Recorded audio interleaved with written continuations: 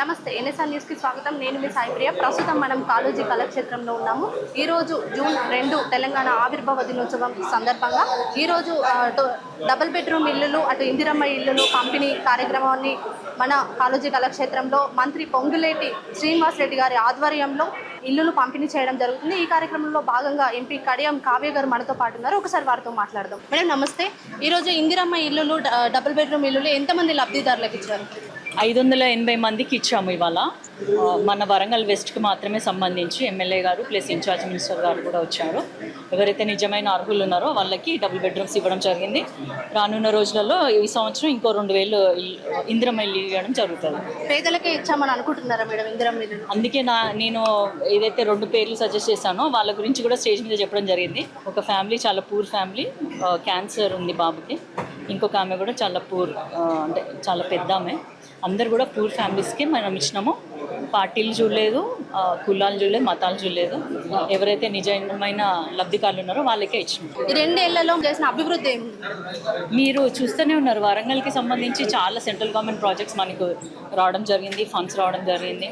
మొత్తం సీఎం గారు అయితే మన అది సెకండ్ క్యాపిటల్ సిటీ లాగానే ట్రీట్ చేసి దాదాపు 6000 కోట్ల నిధులు ఇవ్వడం జరిగింది. మొన్న సెంట్రల్ గవర్నమెంట్ నుంచి కూడా ఇంకో 4600 కోట్లు అర్బన్ ఛాలెంజ్ ఫండ్గా తీసుకురావడం కూడా జరిగింది. Airport, mega textile park, coach factory ఇవన్నీ వచ్చినాయి. ఇంకా కాస్పేట్ కూడా డివిజన్ చేయాలన్న ఉద్దేశంతో మేము ప్రాతినిధ్యం అడుగుతూనే ఉన్నాము. మేడం తెలంగాణ ఆవిర్భావ దినోత్సవం అంటేనే ఎంతో మంది త్యాగం చేస్తుంది కాబట్టి తెలంగాణ వచ్చింది. మరి అలాంటి త్యాగం చేసిన వాళ్ళ కుటుంబాలకు కాంగ్రెస్ ప్రభుత్వం నుండి ఏమి ఇస్తున్నారు? మనము చెప్తున్నాం కదా, వాళ్ళు ఎవరైనా అర్హులు ఉన్నారంటే వాళ్ళకి కూడా మన పథకాలు అమలు చేస్తున్నాము. వారిని గుర్తించి వాళ్ళని ఏమంటారు సన్మానం చేయడం జరుగుతుంది. ఇందిరమ్మ ఇల్లు కానీ ఏ స్కీమ్లో బెనిఫిట్ అయితే వాళ్ళకి తప్పకుండా ఇస్తున్నాము. వాళ్ళకి ప్రత్యేకమైన ఒక గుర్తింపు మాత్రం ఖచ్చితంగా కాంగ్రెస్ ప్రభుత్వం చేస్తుంది. మేడం చివరగా తెలంగాణ ప్రజలకు ఏం చెప్పాలనుకుంటున్నారు? అందరికీ కూడా తెలంగాణ ఆవిర్భావ సందర్భంగా శుభాకాంక్షలు తెలియజేస్తున్నాను.